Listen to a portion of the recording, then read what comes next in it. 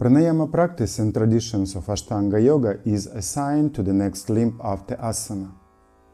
There is yama, niyama, asana on this ladder, and next step is the pranayama.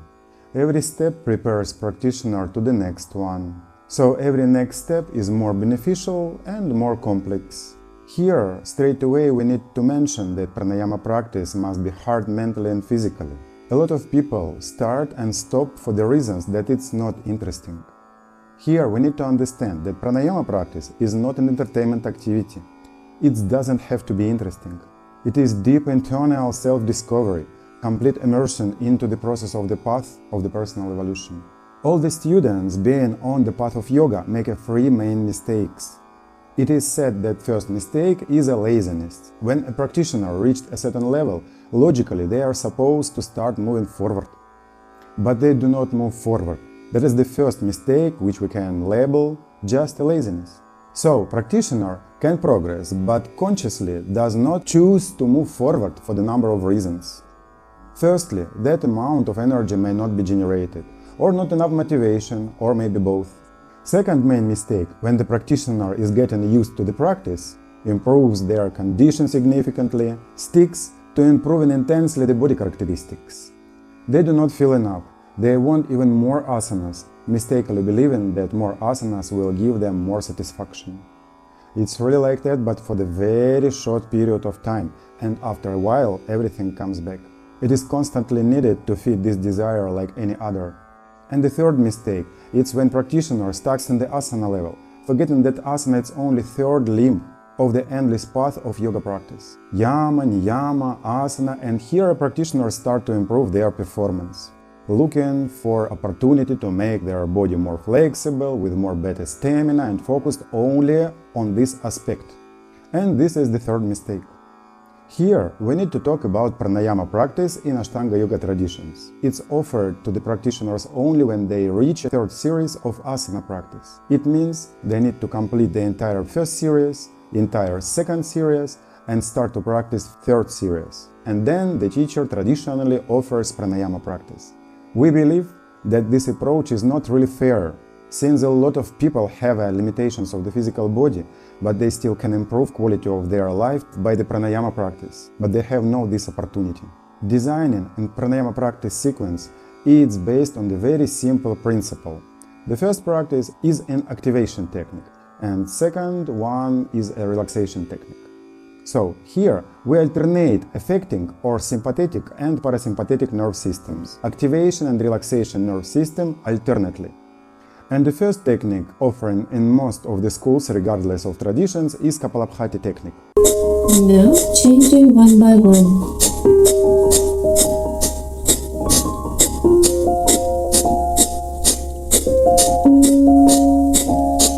Kapalabhati is an activation technique with a large number of the variations.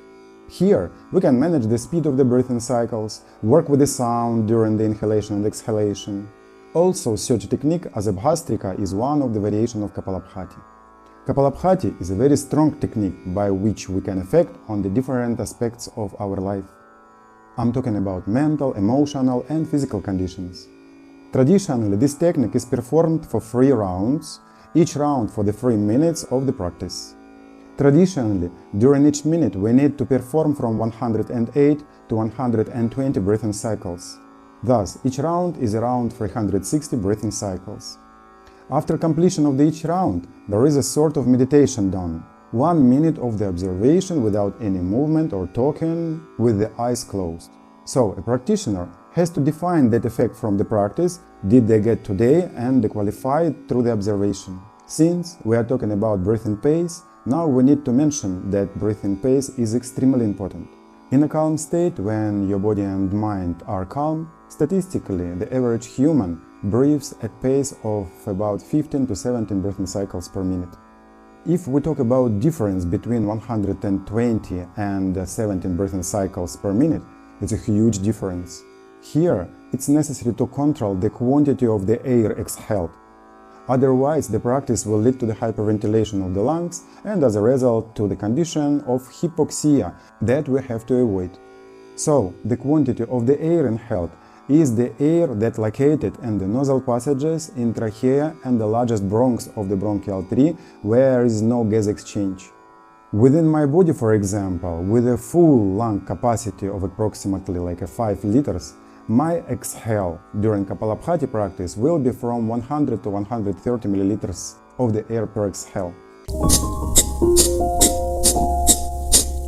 Traditionally, it's also important to create a sound during exhalation. This sound should be short, fast and loud.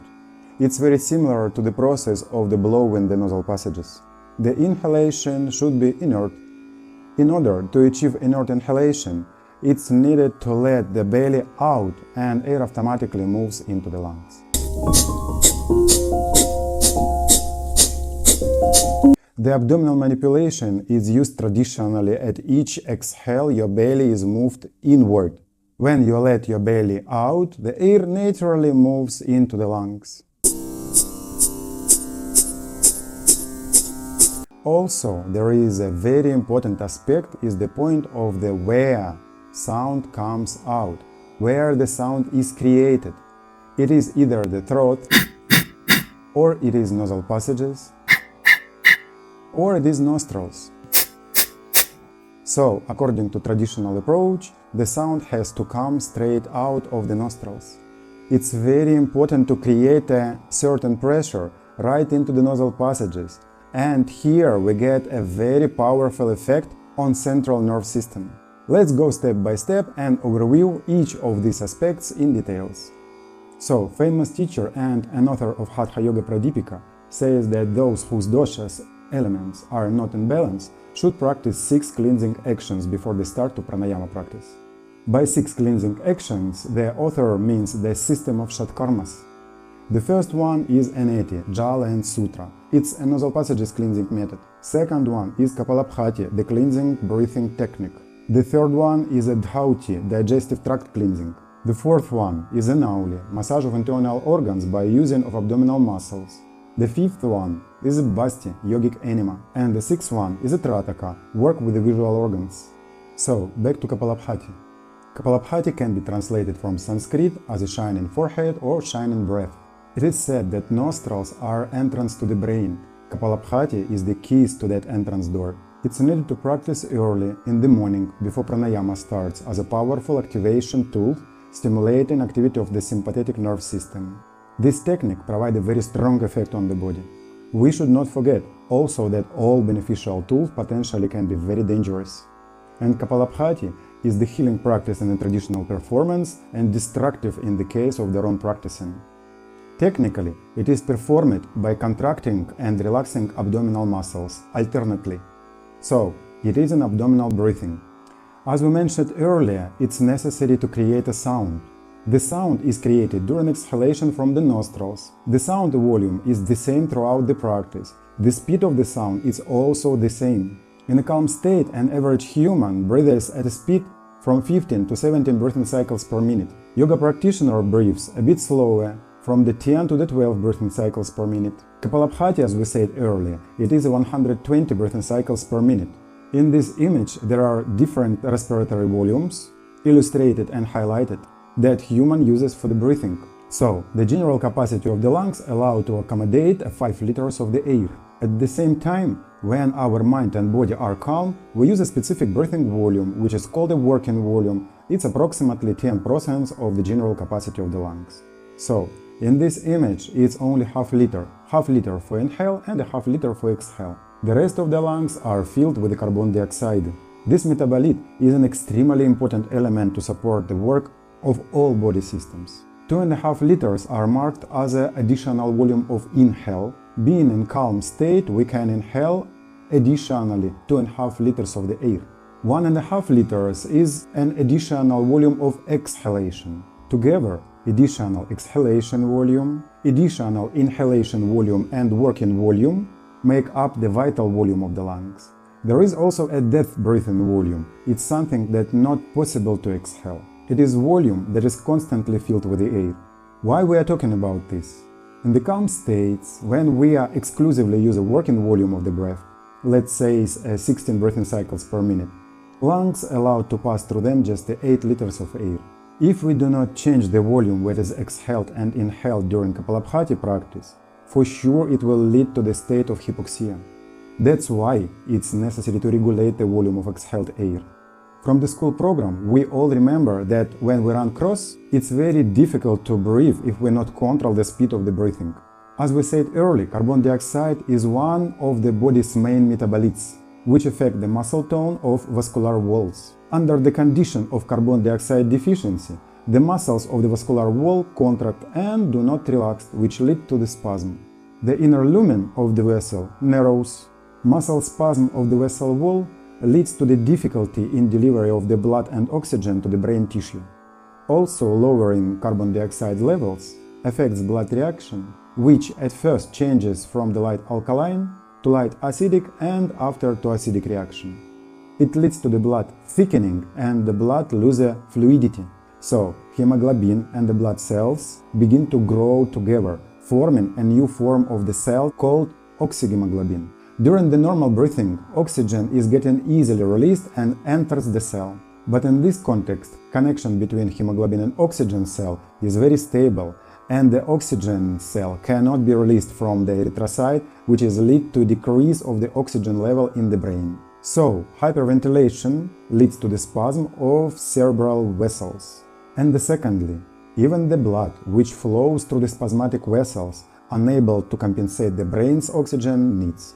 A nerve tissue is incredibly sensitive to the oxygen level, and with the deficiency of the oxygen, the changes and dysfunctions in the nerve tissue happen very fast.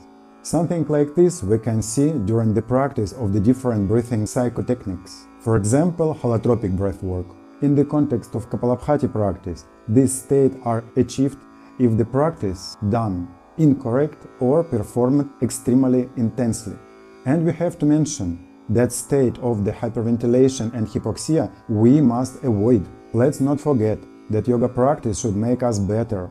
And if the body is destroyed after yoga practice, it means that something is fundamentally wrong. It means something has to be changed. So, going back to the pace of Kapalabhati practice, let's talk one more time. That traditionally, it's a 120 breathing cycles per minute. And with the correct performance does not lead to the hypoxic effects. Here, to avoid hypoxia, it's necessary to control the volume of exhaled air, and with the general lung capacity of the 5 liters, it will be only 100 to 150 milliliters of exhaled air. There is an opinion that with this quantity of exhaled air, the state of the hypoventilation may happen. Hypoventilation means that insufficient amount of the circulating air leads to the approximately same effect of the oxygen deficiency in the brain and that of the nerve tissue. However, experimental data confirms the insolvency of the such statement, as during the practice pace of 120 exhalations per minute, the quantity of the air consumed will be 400 milliliters. 400 milliliters is basically the normal volume of the gas exchange. So Kapalabhati has a number of physiological effects. For example, it transforms the activity of the autonomic nerve system, directly increasing the activity of the sympathetic nerve system and reducing of activity of the parasympathetic nerve system of the vagus. Vagus is the main nerve of the relaxation nerve system. This effect has a direct impact on the quality of the life away from the mat. There are studies confirming that systematic practice of Kapalabhati during 12 weeks, 3 times a day, 35 minutes per session, reduce a lot stress level and increase the cognitive functions significantly. It is said that cognitive functions are considered as the most complex functions performed by the brain, such as speech, memory, gnosis, praxis, and the intellect in general. Essentially, this is that channel through which we perceive this world. The quality of this perception directly depending on stability of the perception channel. So, we found out that fourth type of the breathing, not Kapalabhati only, but also such a technique as Bhastrika, give us following effects. Firstly, they activate sympathetic reactions of autonomic nerve system that directly affects on the tone of the central nerve system. It also stimulates the function of circulatory system and affects on the quality of metabolism also. Secondly, by creating powerful intense pressure changes in the airways within nasal passages, nasal sinuses, bronchs, mucous membrane of the respiratory system is massaged. The blood circulation and function of the Schumeren epithelium is getting activated and provides quality effects on the mucus evacuation. Third, the pressure changes in abdominal cavity and the chest leads to decreasing of intracranial pressure that tones the vascular system in the brain and stimulate the blood circulation processes also. Effects that exert the respiratory system make Kapalabhati a unique therapeutic tool, affecting following diseases: chronic bronchitis, asthmatic bronchitis, bronchial asthma, chronic sinusitis, frontitis, ethmoiditis, headaches related to issue of outflows of the venous blood from the cranial cavity, night apnea, mental fatigue, migraines, loss of concentration, functional deviation in the work of the hypothalamic pituitary system, and complications related to it. And of course, before we start to practice Kapalabhati, we have to be aware about contraindications for this practice. First of all, this is a pregnancy, any stage of pregnancy. Second one, this is the menstruations. Third one, this is the tumors or another serious brain diseases. Fourth one, this is epilepsy. Fifth one, severe traumatic brain injury in the history of disease. Sixth, any chronic inflammatory diseases, any localization, anywhere in the body. 7. Arterial hypertension and the risks where thromboembolism is high. Pneumothorax, accumulation of the air in pleural area. 11. Uterine fibroids, growing, bleeding. 12. Widespread endometriosis. Post-operation conditions also will be contraindication for this practice. Ischemic heart disease. As it is with the heart diseases, we have to be very careful during this practice. And the history of stroke. So make sure you have no contraindications for Kapalabhati practice before you start.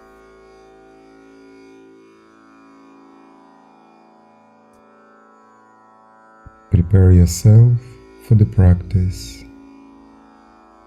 Close your eyes. Keep your spine straight. One palm to the chest, another palm to abdominal. 2 exhales a second. Start.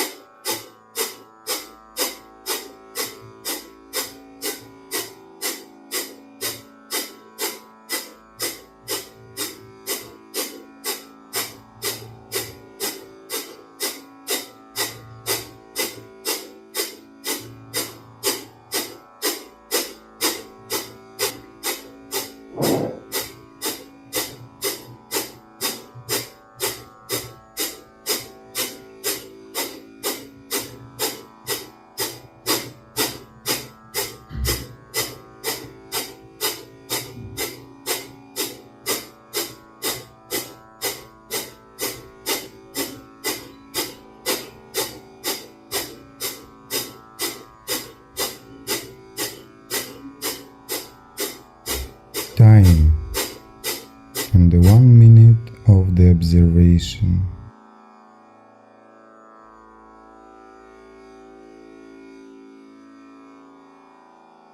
Stay relaxed and calm. Don't let your mind to move your body.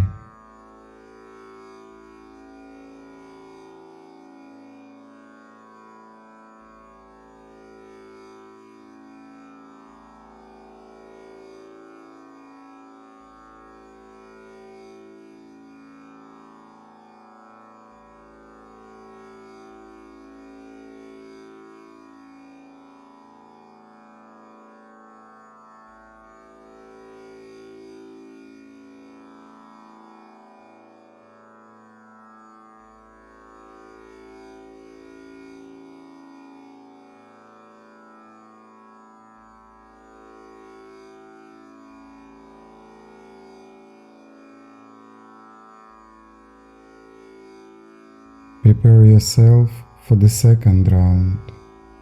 Start.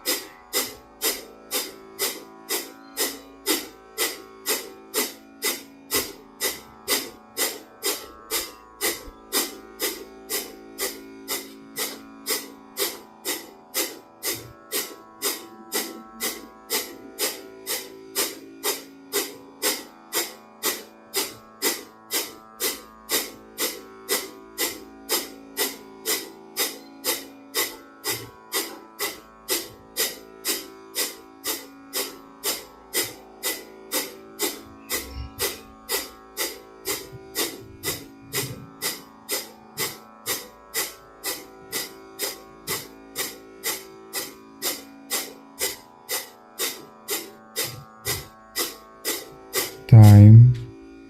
1 more minute for the observation. Stay in contact with your body. Feel vibration.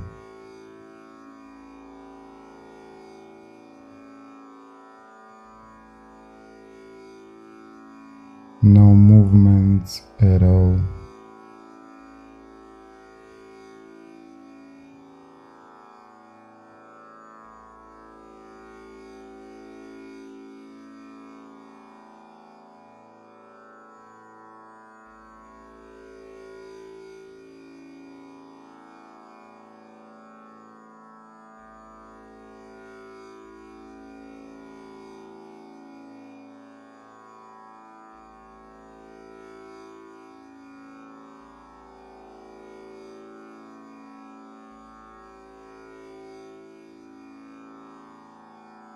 Prepare yourself for the third round.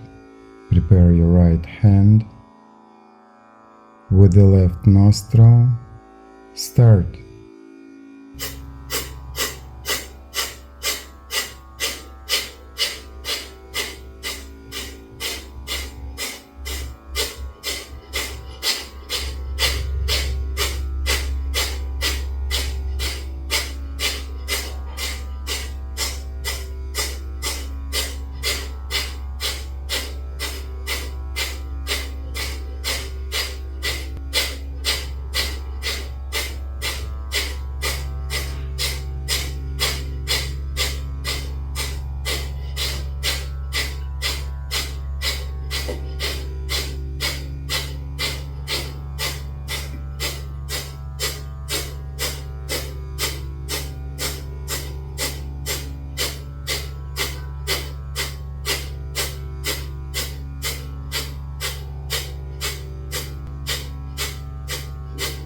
Change your nostrils.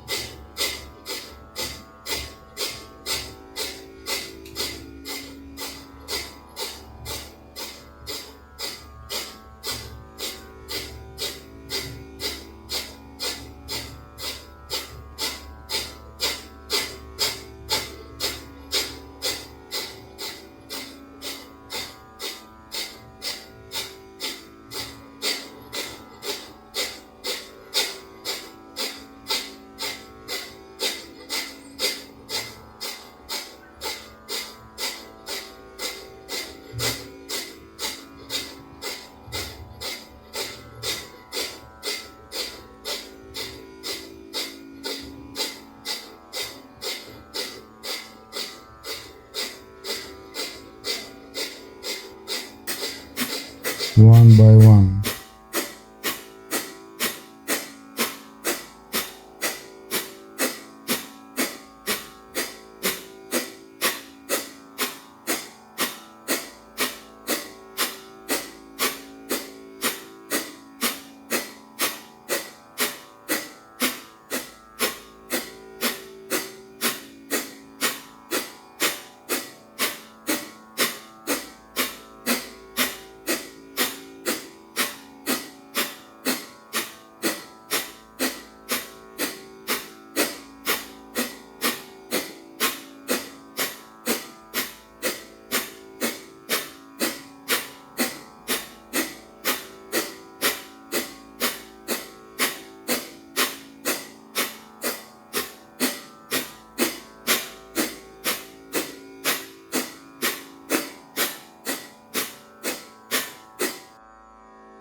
Time. 1 more minute for the observation. Listen to the body. Stay in contact, feel vibration. Don't let your mind to move your body.